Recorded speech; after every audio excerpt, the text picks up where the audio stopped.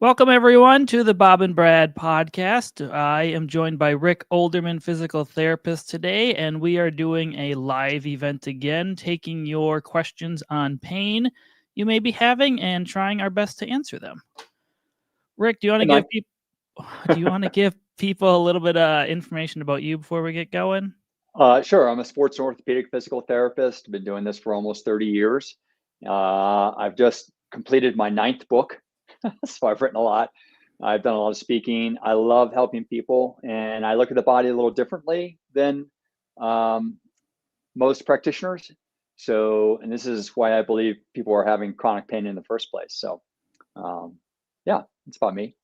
So we have a few questions we were submitted ahead of time. If anyone has questions right now they want to ask us on pain, they may be having some tips for it. Feel free to ask us in the comment section there. Rick, do you want to talk a little bit about your programs and stuff before we get started to let people kind of join in? Well, sure. My latest book is called Pain Patterns, Why You Are in Pain and How to Stop It. And basically, that goes into why I believe we are experiencing chronic back pain, sciatica, SI joint pain, and other types of pain. I go over a unique perspective about how our body is built that contributes to this. And then the second half of the book is a workbook to work through your particular issues that are causing your chronic issues. And the whole premise, Mike, is basically that our body heals really, really well on its own. So if we're having chronic pain, it means that there's something that is blocking that healing process or interfering with it in some place, in some way. And so my book kind of gives you a new way to look at your pain and test yourself, and gives you the exercises to solve perhaps the hidden problems that are contributing to your current pain. Sure. So people can find all your stuff at rickolderman.com if anyone is interested. So we're going to start getting to some of the questions we had submitted ahead of time. I will try not to butcher any of these names because they're usernames. Anyway, first one comes from Carlotta, diagnosed with sciatica in July of 2024. What can I do for spasms in my toes, calves, thigh, or still tingling in my feet, calf, lower back, hip? Pretty much sounds like everywhere. Whenever she is taking a walk outside the house. Thanks. Yeah, so this is a great question. And sciatic pain usually is occurring on one side of the body, right? And if we go under the premise that how we're moving is somehow contributing, or how we've used our body is somehow contributing to our current pain, then if we have pain on just one side of the body, it means that we're likely using the body asymmetrically in some way. I have found that typically this is caused by older injuries that we have forgotten about or haven't been rehabbed completely correctly. And so they wind their way through the body to create these types of problems. So, in my experience, let's say, I don't know which side her sciatic pain is on, but let's say it's on the right side, like this. Typically, right sciatic pain is due to what I call a side bending problem. And that typically means that the one side of the pelvis is higher and the same side rib cage is lower. In 70 or 80% of the cases, this is due to some older problem in the same leg. But in 20 or 30% of the cases, it's due to an older problem in the opposite leg, for which you've offloaded to get off of it and overloaded this side, and now it's an overuse issue. So often, because the pelvis is off like this, it's misdiagnosed as a leg length discrepancy problem. But frankly, I've found it quite rare. In fact, I've probably only run into less than 5 people in my almost 30-year career who had actual leg length discrepancies. Usually, people are diagnosed with leg length discrepancies because they see the pelvis is off. But really, this is a function of a compensation pattern generated by your brain to get off of whatever chronic problem you're having, leading to this. So my first question to you, Carlita, would be to go back into your history and try to remember, do you have any old, foot injuries, ankle injuries, knee injuries, and hip injuries? And which side of the body were those on? And if they happen to be, if that old injury happens to be on the same side, then it's likely that old injury that's contributing to your current pain here. So just to give you some immediate help, this pattern can be immediately corrected by doing a simple exercise that I call reaching while walking. So let's say you have a right side bending problem. Oh, and an easy way to determine this is just simply take off your shirt and have someone take a picture of your back, and you'll see a larger crease on the side of the side that the pelvis is elevated on. And typically with people with back pain or unilateral pain like this, their pain is on the side that the bigger crease is on. And that's because of this whole pattern. All right, so that's how you can help determine that. I go over a couple of methods in my book. But anyway, an easy way let's say that you have a right sciatic pain. You can put your right arm up in the air and just walk for 10 or 20 steps. And every time you step on that right side, you should try to lengthen through that whole waist and pelvic area when you're stepping on that. And if you do 10 to 20 steps, that will correct the side bending problem. And my hope is that you'll see a concurrent decrease in your sciatic pain almost immediately as a result of that. The problem is once you stop doing that, if that keeps coming back, then we know that how you're walking is contributing to that side bending problem. And so we have to dig down deeper into what those causes are. I go into all of those in my book. I also have digital home programs to help you solve that. The book makes it very easy because it's a workbook. So you'll do these tests and you'll write down your answers in them, just checking off a box. And so you'll have a very systematic way of understanding why you're having that pain and how to fix it. I've had that pain before when running, so sometimes I look like a weirdo running around like this for a little while. But it normally helps and then it goes away. So it does work. It's kind of interesting. Yeah. So if it helps temporarily but comes back fairly rapidly, then it really is showing you that you have a significant problem with your gait pattern, with how you're walking. But if it stays away for a longer period of time, let's say you do that reaching while walking, and for the next half of the day, you're just like, wow, I feel so much better, then that means your problem is smaller, right? And less serious. But if it comes back nearly immediately, it means that you have a larger problem because it's immediately hammering that space again. Sure. All right. Our next question comes from, this is just a username, Age Gnaw. So I'm nearing the end of stage 2 frozen shoulder and I'm in a wheelchair, so I can't do some of the exercises, but when I transfer in and out of my wheelchair, I feel a clicking or catching in my shoulder. It kind of feels like a ratchet. And I still have pain in my tricep, bicep muscles when I raise my arm or reach out. I'm wondering if this is normal or when it will go away. They've been dealing with it for over a year now, and they're kind of sick of it. And they also don't do any painkillers because they are allergic to them. Well, what's your first thought on that one, Mike, when you hear that? Frozen shoulder normally happens because you had some type of injury or a surgery typically. So you probably were hurt before and then your shoulder just kind of gets frozen. So in the thawing stage, it sounds like what you're in right now, it's normally painful, but everyone really varies upon length and how long it takes to recover. And you may recover and be fine, but you probably have some type of mechanical issues with your shoulder and your shoulder blade. Yeah, when I hear clicking, I think automatically, I wonder if they have a labral issue or something like that, that maybe, like you said, maybe the root cause of the frozen shoulder in the first place.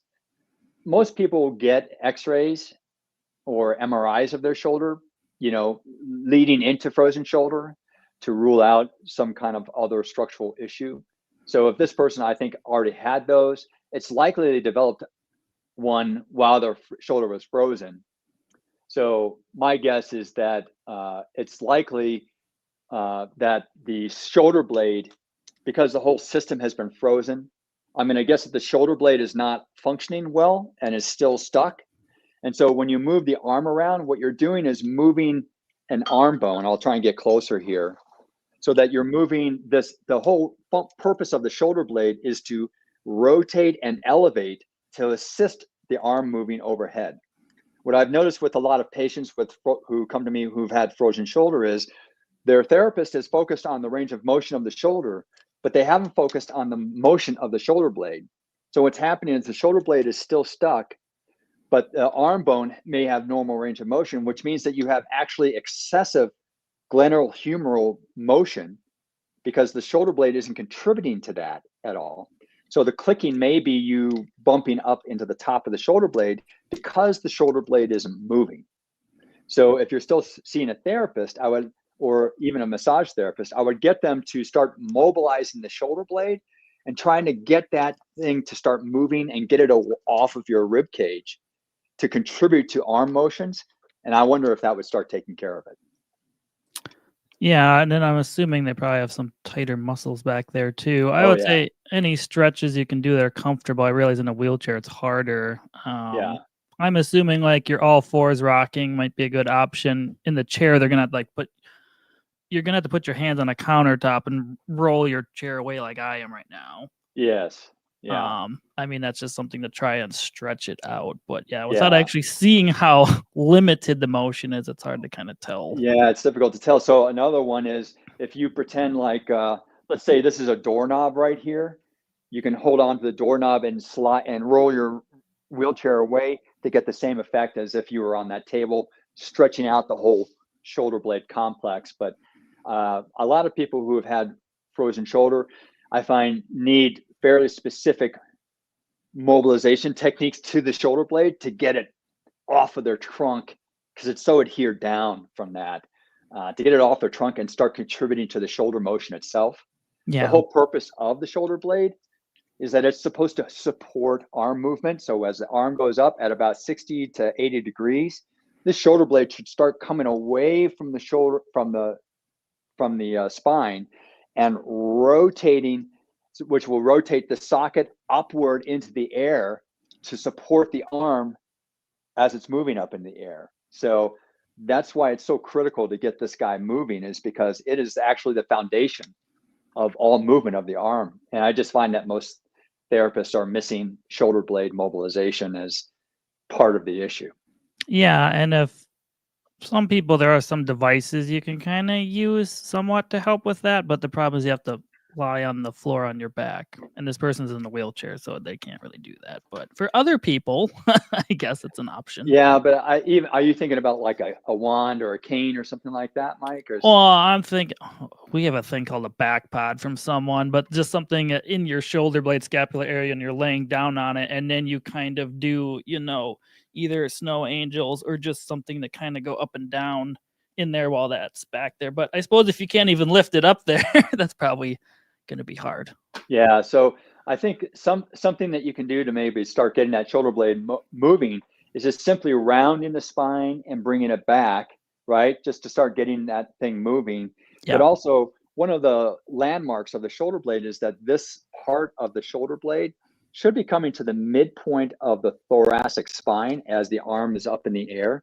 So what I have my patients do a lot is I'll have them put their finger right here, and that becomes a target. I'll tell them, look, I want you to raise your arm, but I want you to try and get your shoulder blade to touch your finger as you're raising the arm. And that starts teaching them to recruit the shoulder blade to come forward and up while they're raising their arm. So that might be a little technique that they can try too. We have a question from a Facebook person. Susan asked, does your book cover good exercises for pain associated with tear in shoulder? I assume book info will be provided. You can address that, but otherwise Rick does have a bunch of programs too. Yeah, so this book is more about back and sciatic pain. However, I do have a chapter about neck pain and headaches where I go into this whole stuff about the shoulder blade. I have a taping technique to correct the shoulder blade. So this person's asking about a tear in the shoulder. I don't know exactly what kind of tear they're talking about, but what we were just talking about, Mike, with the fact that the shoulder blade isn't functioning well is often why tears occur in the first place, because there's excessive motion in the arm bone against the shoulder blade. The shoulder blade isn't participating anymore. And so it breaks down all of these tissues, causing tears and so forth. So from that standpoint, yes, my book has the test to see if this is the cause of your pain. And then it has a taping technique to get the shoulder blade off of the site of pain, which will often, if this is the source of the tear, will allow the tear to heal. And then I offer 1 or 2 exercises for that. Otherwise, I have my digital home program for neck pain and headaches, also covers the shoulder, has those taping techniques, and a whole bunch of other exercises in that too. So that would be a more comprehensive approach than the book. Yeah, Susan, his website is just rickolderman.com. It's spelled like older man. So that's how you can find all his resources. Yeah, and then just go to the Fixing You Method program. My first 6 books were called Fixing You, like shoulder and elbow pain, neck pain, back pain. So that's why I call it the Fixing You Method programs. Another question we had from Sandy. I have severe pain in my neck and back from a car accident in 2021. I refuse to use steroids or opioids. I was told no surgery can fix my neck and back. So Yeah. I'm guessing they want some relief tips. Yes, exactly. So this is the interesting thing I've found with a lot of people who have been in car accidents that have pain afterwards. The assumption is that because you've had no pain going into the accident, that everything must have been working perfectly prior to that. But that is often not the case. So our body has many redundant systems. And so we can be dysfunctional in many parts of our body and still have no pain because of all of this redundancy that's built into the body. But what I found is most people who are having chronic pain after car accidents, it's because they've had dysfunction prior to the accident that now the accident has magnified. All right. And so, again, I hate to sound like a broken record, Mike, but if you're having neck pain and headaches, I'll tell you 99.9% of all neck pain, headaches, shoulder pain issues are due to poor shoulder blade function. And so, that you mentioned the all fours rocking, which is like a child's pose exercise. That's a nice exercise to start getting that complex to move better. But the way I determine whether something is going to be helpful or not is I do this test retest strategy. And so basically, let's say you're having neck pain and headaches, and let's say, oh, every time I turn to my right, it kills my neck, and I can only rotate this far. So then what you would do is maybe that all fours rocking stretch or that child's pose, get back up and rotate your head to the right and see if that's better. If it is, it's telling you that your shoulder blade is likely one of the causes of your pain. And I have a more specific test called the armpit test that's in my book that will really show you whether the shoulder blade is part of this whole equation. I can almost guarantee it that it is, because I just see it time and time again. And this is all, and most practitioners don't treat the shoulder blade as a source of neck pain and headaches, especially after auto accidents. What they're more interested in doing is applying heat, ice, e-stim, massage, that kind of stuff to calm things down, but they're not really fixing anything. And so this is how I would go about it. Try that armpit test, and then try that all fours rocking stretch where you're on your hands and knees and you just basically sit back on your heels, which gets you into that child's pose position. That stretches out the muscles that are depressing the shoulder blades. And once you stretch those out, it allows the shoulder blades to sit better on the trunk. And if those are the source of your neck pain, then this is what is allowing you to have more range of motion after that exercise.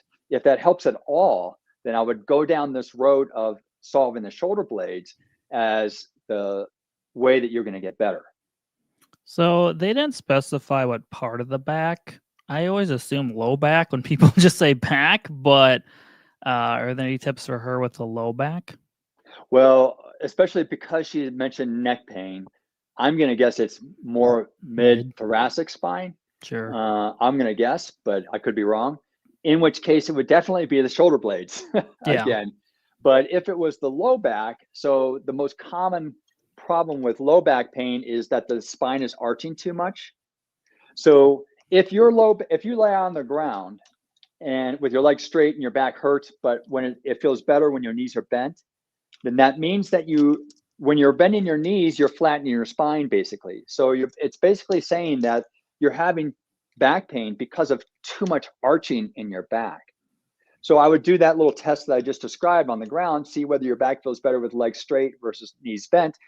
Invariably with chronic pain, your back is almost always going to feel better with your knees bent because it's flattening your spine. if this is the case for you, then I would start looking at the things that you're doing during the day that are causing your spine to excessively arch. For instance, how you're bending down to pick up, things off the floor, or how you're sitting in a chair, things like that. Maybe your posture strategy. Maybe you're one of those people who believes that you should be up military erect. Well, if you're up military erect, you're arching your spine. So all of these things can contribute to it. Again, I cover all of this in my pain patterns book, but also my own programs, and other back pain book covers this too. But that's where I would start to try and figure out. You have to test to figure out why you're having the pain in the first place, versus just throwing exercises at it. And this is what I found is happening in a lot of medicine, is that you go to people and they're just like, well, you got back pain? Well, let's try these 10 exercises. But no one's really doing testing to understand why you're having the back pain in the first place. And I believe that's what's missing a lot in medicine. And so you'll be doing that testing in my book, but also in my home program, I also offer some tests for that as well. So our next question, I should say, anyone watching, if you have a question on your pain and you hopped on recently, feel free to ask and we will answer them. So we're looking for live questions too. Our next question, oh gosh, this username, I'm probably going to butcher, Mukund Chohan, diagnosed with tight muscles in low back, glutes, hamstring, calves, and knees. So basically their legs. What's the best I should do to get rid of this? I am a desk worker. I try to be active as possible and work on their posture as well. Also, I have wear and tear on my neck, do lots of physio exercises, but still in pain, not sure what to do. Yeah, what do you think about that, Mike, when you hear that description? Well, the first one sounds like they're working on their posture, but it sounds like they're doing what you were talking about earlier, where they just squeeze their shoulder blades back and try to sit like this versus seeing what their pelvis is doing. Yeah. The next thing I would say is, posture is playing into it, especially with the neck, but their shoulder blades are probably problematic. So I would probably say you're going to recommend possibly pillows and chair and possibly elevated arms. Other than that, I guess it would just be stretching for the legs. But yeah, so I don't know if you've run into this, but I've run into a lot of cases of tight guy syndrome. and I mean, I don't think there's a muscle this person has described that isn't tight in their body. So it makes me wonder, okay, and I also think it's really interesting that they say they've been diagnosed with tight muscles. Yeah. I think that's very odd. Most practitioners don't diagnose. Those aren't diagnoses. Those are symptoms or signs. So I'm just kind of curious where they got the term diagnosis associated with all of these tight muscles. But anyway, very similar to the other person. First, you have to test to understand why you're having pain. It may have something to do with all your tight muscles. It may not. It may have to do with only one of those muscle groups being too tight rather than all of them. So if it was just one of them, gosh, just think of all the time that you would save by not bothering with all the other muscle groups that really have nothing to do with the actual pain that you're experiencing. So I agree with you, Mike, because most people have too much back pain because of arching of their spine, especially if it's chronic pain. What you were talking about there with putting a pillow, because most people, if they're sitting down in their chair, are you using the back of your chair right now, Mike?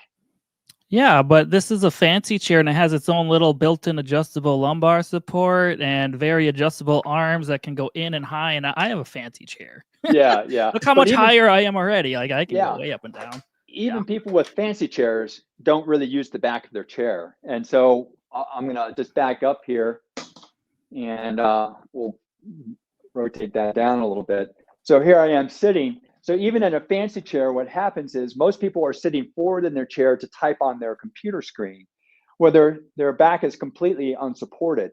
And what they end up doing is they're sitting up like this, and so it's now excessively arched as well.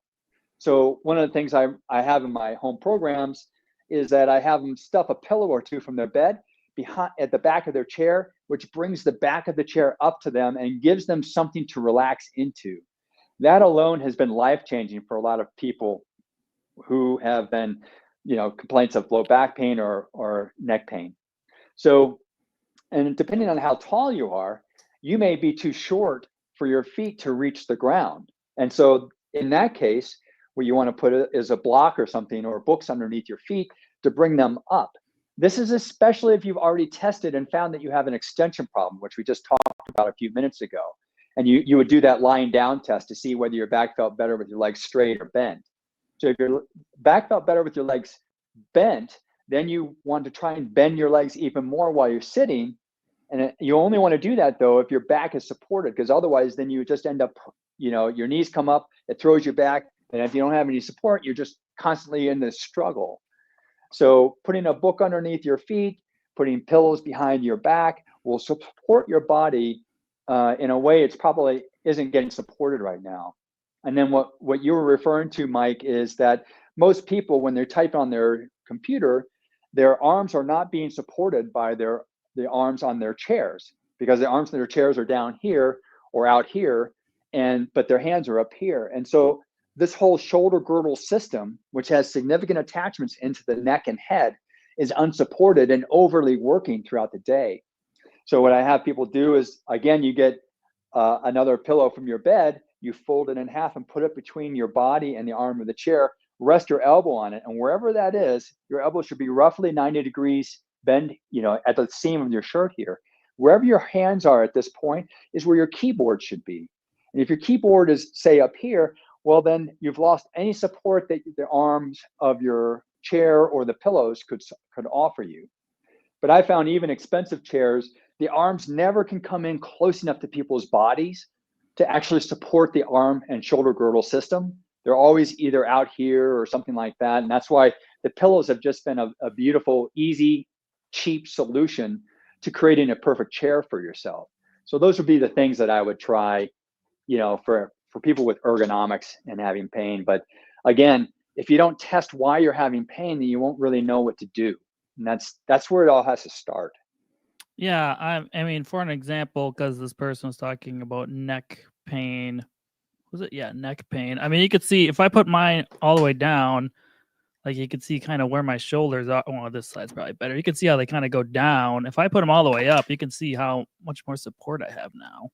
Yeah, and it may feel like when you have those arms all the way up and your shoulders are resting up a little bit higher, you may feel like, well, this is wrong because my shoulders should be down. No, your shoulders shouldn't be down. That's a piece of misinformation generated online, that we should all have these really long necks, and the shoulders should be down like this, right?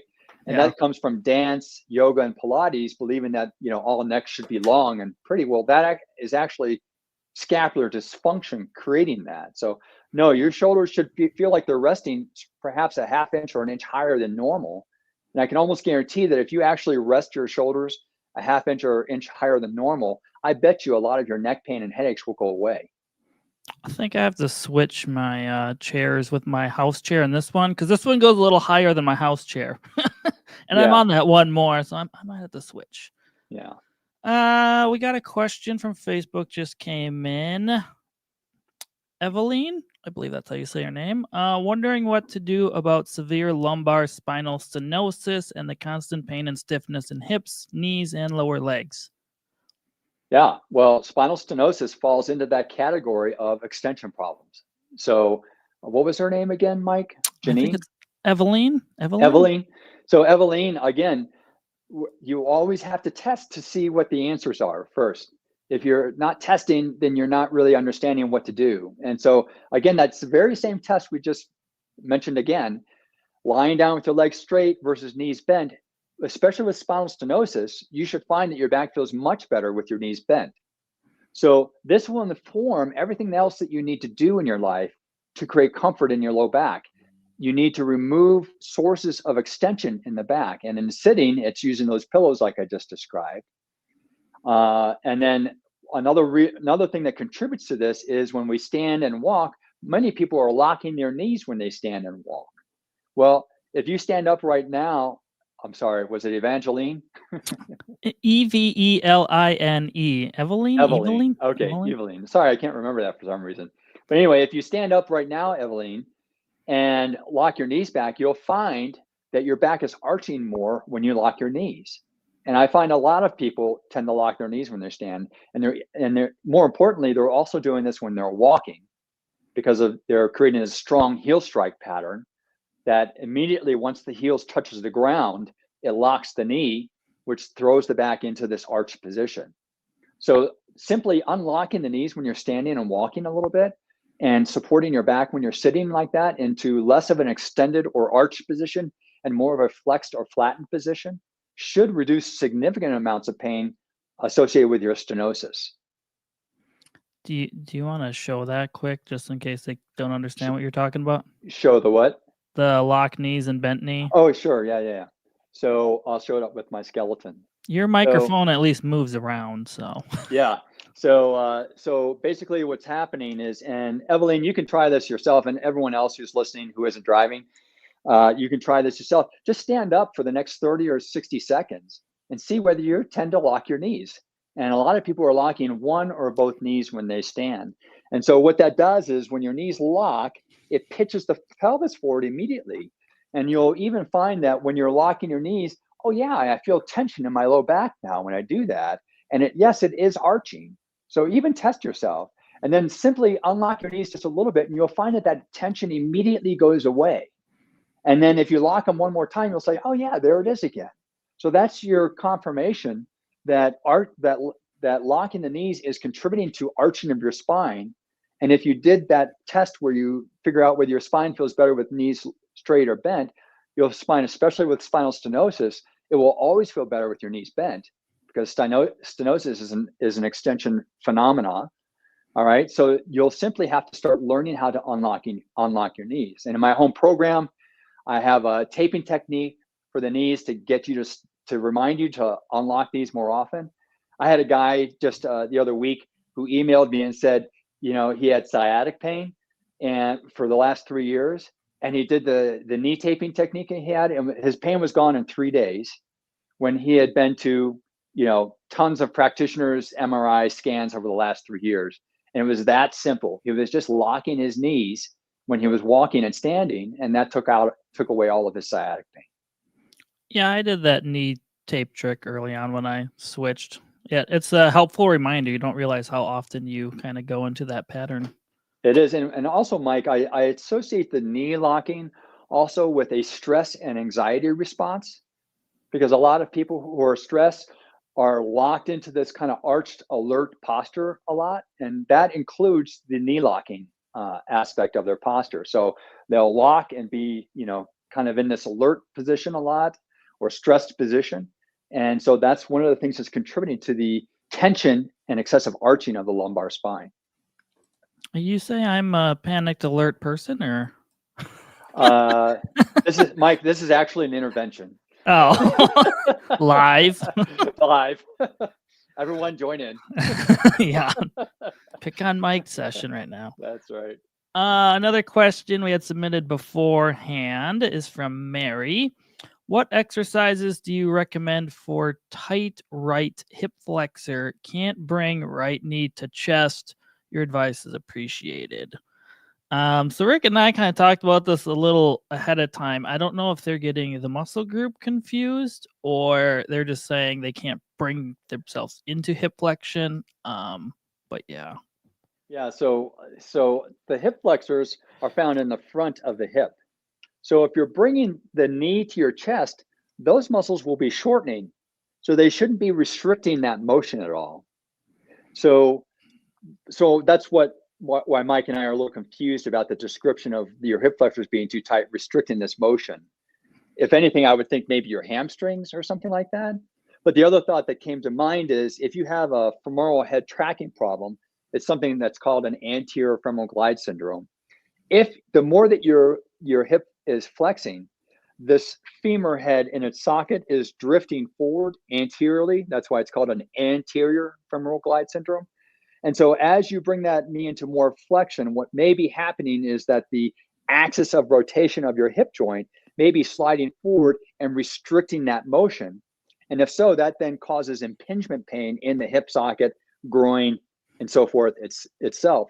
So that's my thinking, is maybe what's actually going on here is a anterior femoral glide syndrome that is being made worse by more hip flexing rather than tight hip flexors restricting hip flexion.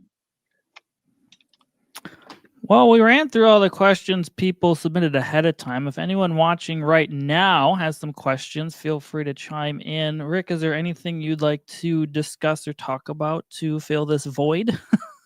Well, I think one of the things that, I don't know if you found this, Mike, but a lot of people's questions go to, what exercise will solve my back pain? What exercise will solve my neck pain, and so forth? And so really, that's coming from this component thinking standpoint, that there's going to be one exercise that solves all back pain, when there's a myriad of reasons people might have back pain. And I go into something in my book called functional linking, because and what that's basically saying is that a lot of our pain is linked to older injuries that we've forgotten about elsewhere in the body. And our brain is so good at unloading these problems. It creates these subtle shifts and rotations to get off of them, so that we're not constantly facing a restriction or pain or something like that.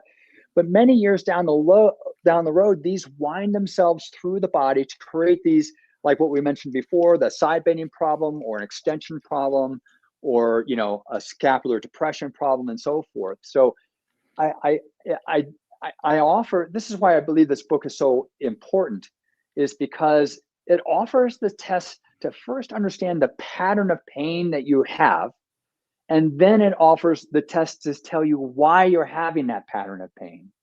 And I truly believe that if people understood that there isn't a one cause of back pain kind of thing, it's not because there's one exercise that no one has put on the internet yet to solve back pain or neck pain or something like that.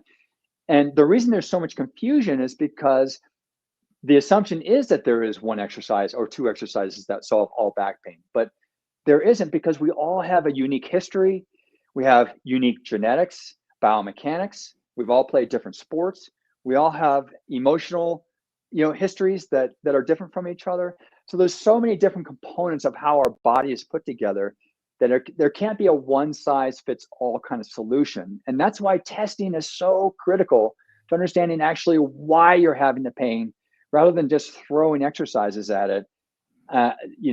Which is what most people are used to. So I at the risk of just trying to sound like I'm selling a book or something, I mean, this is really why, I feel chronic pain is happening, is because people don't understand how the body is built properly, and then how to test for their pain. And if they did, we wouldn't really have this much chronic pain. I mean, the World Health Organization estimates that there are 619 million people in the world with back pain.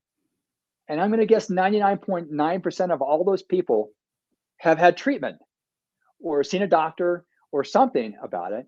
And they still have back pain after all that treatment and scans and surgeries and so forth. So that means that something is missing in medicine. And I believe it's how we're looking at these problems, where our focus is trying to understand the tissue that's irritated, rather than understanding why the tissue is irritated. And I think that's what this whole book is about, and my whole approach that I've been using for decades.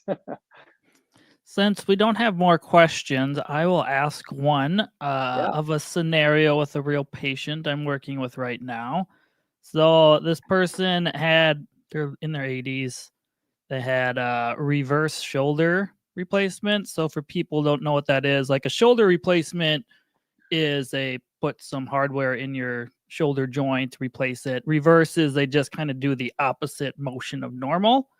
They're like 2 months out, and they're like at the phase where we can start like strengthening and other stuff now. And I haven't seen one like she's still just like this. Like passively we can get overhead, but actively we can't get anything. I don't know if you had any ideas.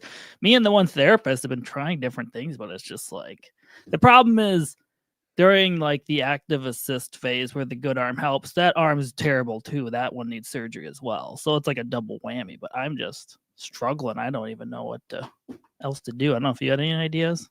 Yeah, I always have ideas. Yeah, sure. Whether they're good ideas or not is none of the matter.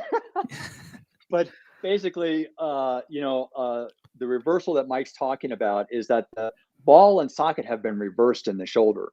And when they do this, because they abandon the rotator cuff muscle, because it's maybe the integrity of that muscle is just shot. It's just like tissue paper. And so what happens when they reverse the ball and socket of the shoulder, you're now using the deltoid muscles as the primary elevator of the shoulder itself. So one of the things might think about Mike doing, do you remember those do you remember the landmarks of the shoulder blade and resting and moving landmarks? Do you remember what those are? On them or off the top of my head in general? In general, what they should be? No. Okay. So basically, if we look at the spine of the shoulder blade here, it should be resting at thoracic level 2. And then this spine of the shoulder blade here should be resting about 3 inches from the spine. So I would measure those two landmarks to see if they're off. And then when they're attempting to move their arm, I would see whether their shoulder blade, so when they start to move their arm at about 60 degrees, this shoulder blade should start kicking in. And I'm going to bet that whatever range of motion they're able to achieve, this thing probably isn't moving. So this thing should rotate 60 degrees roughly, but I found 45 degrees is adequate for most shoulder function. Mm-hmm. But this part of it should be elevated to cervical level 7. And then this part should be coming out the midpoint of the thoracic spine. So what I would do, first of all, is test their range of motion and then test these landmarks to see if they're achieving any of them. And I'm going to bet that their scapula has gotten frozen down to their rib cage. So the first thing I would do is, have them lie on their side, grab the shoulder blade and try to get underneath it with your fingertips. You can do that. You can actually lift the whole shoulder blade off the rib cage and then pull it into abduction for them and mobilize that shoulder blade, and then ask them to raise their hand again to see if they can raise it higher without any pain. And if they can, then it's likely, then I would start teaching them and helping them mobilize that shoulder blade to help the arm move up overhead. And I would do this in that all fours rocking exercise because I found it so much easier to move an arm away from the body, to move the body away from the arm. Let's see, I'm off. There we go. Move the body away from the arm rather than moving the arm away from the body. It's a lot easier to fix these landmarks by fixing the hand and then moving away from it instead of trying to get this thing to move. So yeah, she can get. We've done. I mean, we just call them tabletops there, but she's done she does fairly decent with the tabletop. But just to stretch it. But we haven't really dug in to mobilize that scapula more. That would be the next thing. And then have you looked at her against the wall, like having her slide the arm up the wall like that to see what's happening there? We do wall sides with her, but we have to help. She gets here and then we have to push. We can't, she can't get it. And her external is really bad too. She's pretty. So I would say instead of pushing from the elbow, try pushing from the shoulder blade.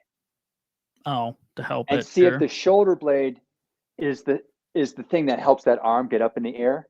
Mm-hmm. And if suddenly, if you just get that shoulder blade to mobilize while she's doing that, when she's stuck, and suddenly it's able to go, then you know where the source of the problem is. The shoulder blade isn't kicking in the way it should be. Because I mean, I have to assume that you're only using deltoids, right? Yeah, there's not a lot there. I'm guessing it has to be a scapular issue. Yeah, because all the other therapists are like, well, is she in pain? I'm like, no. Well, at least there's that. Yeah. Well, yeah, but I think she wants more function out of her arm than what she has. Does she have good external rotation range of motion too? No. No. It's pretty guarded. It's like this. Well, sorry. Okay. And what if she's bringing the arm up with slight internal rotation, like across her midline, like this? Oh, Can she do that? She can't even really. I would have to bring it up for her. I mean, she really can't. No matter what angle her arm is in? No. Okay, she really struggles against gravity. All right. So first of all, I would. And have you done any strength testing for the deltoid? I'm sure it's fine. I don't know if we have a lot, just because when they're out of surgery, we can't do a whole lot for quite a while. like a But you good said 8 she's weeks. been 2 months out now, She's right? 2 months out now, yeah. We just Yeah. kinda got to the strength phase, like, 2 weeks ago or so, or Okay. 3, but Yeah, so I would look at all fours rocking and getting scapular mobilization to happen there, and then take her immediately to the wall for arm slides and see if that helps, sure. with that. And then because the arm slide is still assisted range of motion, right? Because their arm gets to rest on the wall. Yeah, So they don't have to lift the whole thing. yeah. And you could also try just a partial. What if you tied something to their wrist and put it in a pulley and Yeah, she can put a pulley fairly well. right, but what if she used like a 5 pound weight at the other end of the pulley to give 5 pounds offloading her arm instead of the complete unloading of it? So that would help you that if you had less of an unloading during that, that would be like strengthening her arm. So if you're unloading 50% of it and oh yeah, she can do it when she's 50% unloaded. Okay, well what if we only unload 40% of it? Oh, that's a bigger struggle. Okay, well that's how we're going to start with that strengthening then. Is not unloading it 50%, but 40% because that's what's challenging you. You know what I mean? Sure. You're saying the weight on the opposite side? Yeah, the weight on Okay. the opposite side of the pulley. So she's not, completely pulling that arm up, but Mhm. she's only using half the effort to pull the arm up. Can she use the other half pushing the arm up, while the other arm is Oh, only sure, pulling a to little? focus on yeah, Yeah. And sure. sometimes using objective like dumbbells instead of, tied onto that other end instead of her hand is an easier way for them to judge how much help they need. I'm going Sure. to tie a 10-pound dumbbell on here or 15. Now, oh, 15? Yeah, now I can do it. 10? No way. Okay, well, let's start working with 10s. Then we'll move to a 12, then or 15, and then we'll move to a 12, and then we'll work down to a 10. Maybe that's how you can approach it. Sure. We got a question from Elaine. I mean, we kind of talked about back a lot, but advice on stenosis and sciatica. Yeah, so we talked about stenosis already, which is an extension problem, meaning that arching the back is one of the causes of stenotic pain. All right. But if you have sciatic pain too, and especially if it's unilateral, can you ask her, Mike, if it's unilateral pain or bilateral sciatica? Elaine, you can answer in the comments if you want. Okay, if it's unilateral sciatica, then that means you have not only an extension problem where you're too arched, but you also have what I mentioned before, that side bending problem where one pelvis is higher and the rib cage is lower. And so now you've got arching and excessive pinching on one side, and that's contributing to the sciatic pain. She says it's bilateral. Oh, if it's bilateral, then it's likely then just an extension problem. And so what I would do is really focus on unlocking the knees when you're standing. For instance, can she make it go away just by squatting a little bit while she's standing? Does that help? And if so, then that's telling her, oh yeah, if I'm just locking my knees too much. So the other thing that's going on with stenosis, one of the major muscle groups that's contributing to stenotic pain are tight thigh muscles in the front of the thigh. So we have these big thigh muscles, and they attach to the front of the pelvis here, and they help pull that side of the pelvis forward, causing more arching. So if your thigh muscles are tight, this will contribute to stenosis as well. So not only unlocking the knees, but I also offer it's called the modified Thomas test, but I use it as a thigh stretch because it protects the spine. Basically, you're laying down on the table. You start with both knees to your chest like this, and that should feel beautiful for your stenotic pain in your low back pain. You hold on to one knee and you lower the other one down over the edge of the table like that. Sorry, it's a little cattywampus. But anyway, that stretches the thigh muscle while protecting the pelvis and back, so you're not aggravating your back pain. That's what I found is one of the best stretches for people with stenosis, where the extension problem is caused or contributed to by tight thigh muscles. All right. Well, I have no more questions. Is there anything else you would like to discuss? Unless someone asks a question in the comments soon that they want answered, we can wrap this up. Is there anything you want to talk about, Rick? We don't talk a lot about elbows or hand pain, but so I just wanted to mention because there's a lot of people out there who elbows are. I don't know if you found this, Mike, but elbow pain is a tough one to get rid of. Yeah, I just had some and it went away luckily, but Yeah. So in the it's kind of elbow, annoying. what I have found is that in the elbow we have these rotator muscles of the forearm, and for like tennis elbow or golfer's elbow, what happens is these rotator muscles have become tight. Often that's due to working conditions because our hands are constantly pointed down because of keyboard typing. And what happens is that shortens the rotator muscles in the forearm associated with turning the palm down.